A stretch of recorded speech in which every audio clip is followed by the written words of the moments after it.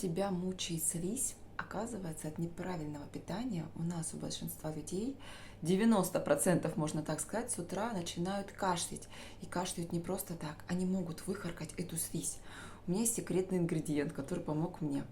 Я беру, просто мажу себе в носу несколько минут, и у меня все вытекает, даже если ничего нету. Это не насморк.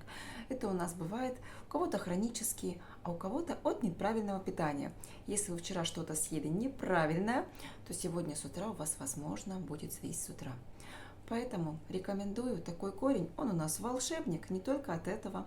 Им можно, конечно, воспользоваться. У кого псориаз, у кого, например, есть ранки, которые плохо заживают, у кого-то и даже температура. То есть средства от многих моментов, которые у нас появляются в жизни. Ты посмотрела состав, а сейчас под этим видео можно пройти и посмотреть ссылочку на вот этот бальзам корень, также на интернет-магазин «Сибирское здоровье», и также можно еще посмотреть, как оформить карту клиента и получать кэшбэк. Если есть вопросы, пиши, обязательно отвечу. В WhatsApp, Telegram отвечаю быстро.